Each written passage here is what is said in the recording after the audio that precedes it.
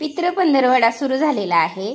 आता पितरांच्या नैवेद्यासाठी आपण वेगवेगळे पदार्थ करत असतो, त्यापैकीच हा एक पदार्थ आहे। चला मग आपल्या रेसिपीला सुरुवात करूया। बघा 2 चमचे मी तांदूळ घेतलेला आहे। हे तांदूळ मी आता पाणी टाकून स्वच्छ करून धुवून घेते। बघा अशा पद्धतीने पाणी टाकलं, त्याच्यावर पावडर वगैरे लावलेली असते म्हणून आपण हे स्वच्छ करून घ्यायचं, धुवून घ्यायचं। आता हे पाणी आपण काढून घेऊया। पाणी काढल्यानंतर आता दुसरं आपण थंड पाणी ओतून घ्यायचं आणि एक अर्धा तास ह्याला झाकून ठेवून द्यायचं।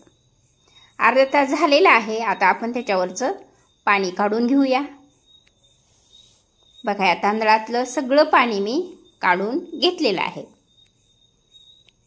आता हे तांदूळ मी मिक्सरच्या भांड्यामध्ये काढून घेते।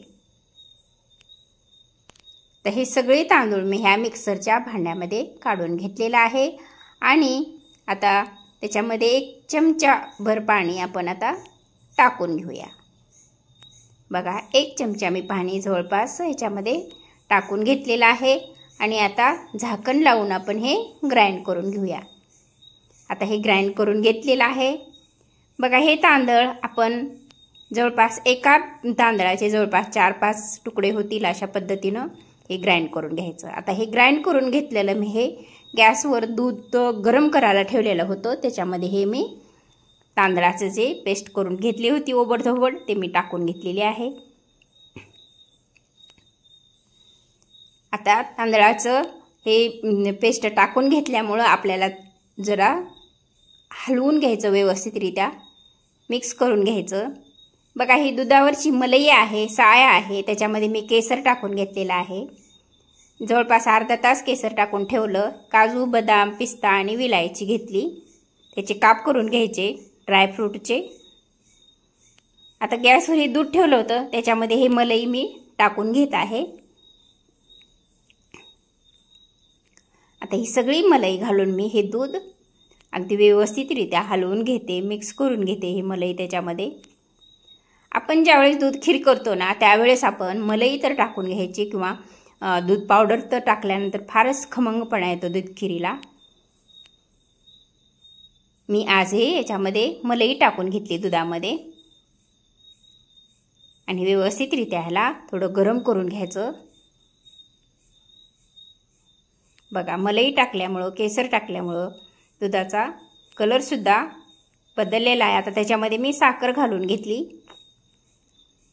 तसंच मी त्याच्यामध्ये विलायचीची पूड पण टाकून घेतली।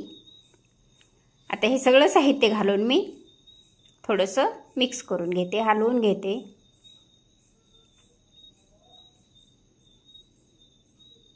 असं हे सगळं मिक्स करून घ्यायचं।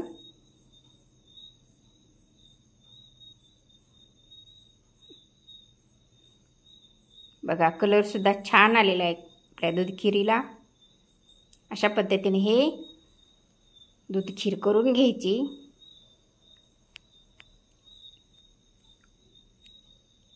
आता थोडी थोडी घट्ट होत चाललेली आहे आपली दूध खीर।